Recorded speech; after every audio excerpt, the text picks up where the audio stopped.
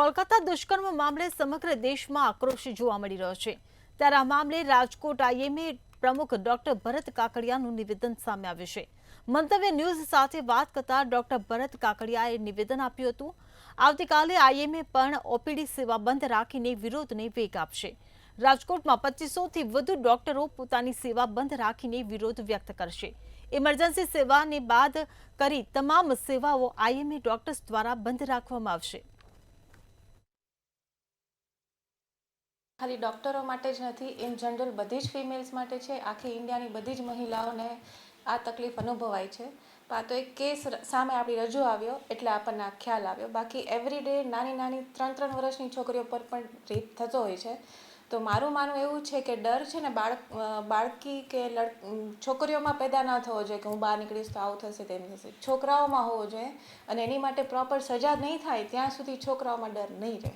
કોલકાતામાં દુષ્કર્મ અને હત્યા બાદ થયેલી જે ઘટના ઘટી અને ત્યારબાદ કહી શકાય કે આ ઘટના સમગ્ર દેશમાં અત્યારે તેનો પડઘો પડી રહ્યો છે।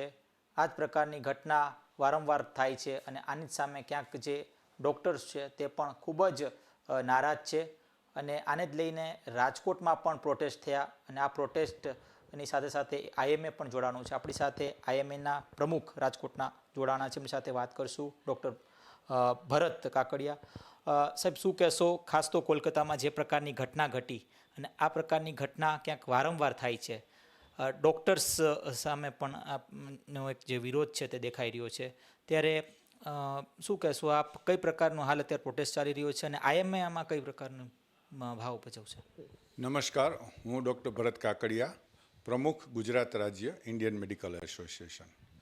અત્યારે આપણા દેશની અંદર છેલ્લા એક અઠવાડિયાથી જે એક આપણી ઉપર કહી શકાય કે અજીબો ગરીબ ઘટનાની જે પ્રત્યાઘાતો પડ્યા છે એ જોતાં 3-4 મુદ્દાઓ ઉપસી આવે।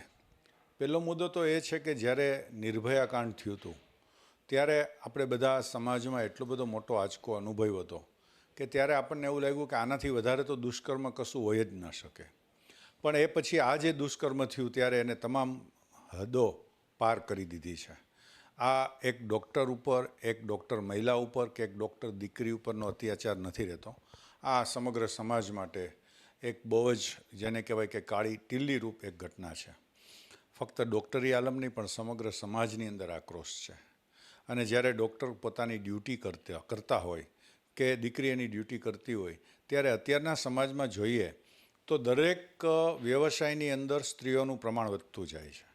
પછી તમે વકીલો જુઓ, પ્રેસ રિપોર્ટર જુઓ, એથી આગળ વધીને તમે સીએમાં જાઓ અને મેડિકલમાં તો લગભગ 60-70% મહિલાઓ કામ કરતા હોય છે અને ડૉક્ટરી સમાજનું કામ એવું છે કે દિવસ રાત કરવું પડતું હોય છે। દુષ્કર્મી છે, આ દુષ્કર્મને એક સજા પડવી જોઈએ કે જેના કારણે આ પ્રકારની ઘટનાનું પુનરાવર્તન ન થાય અને આ સજા છે તે ખૂબ જ કડક હોવી જોઈએ। કેમેરા પર્સન લલિત વ્યાસ સાથે ધ્રુવ કુંડલ, રાજકોટ।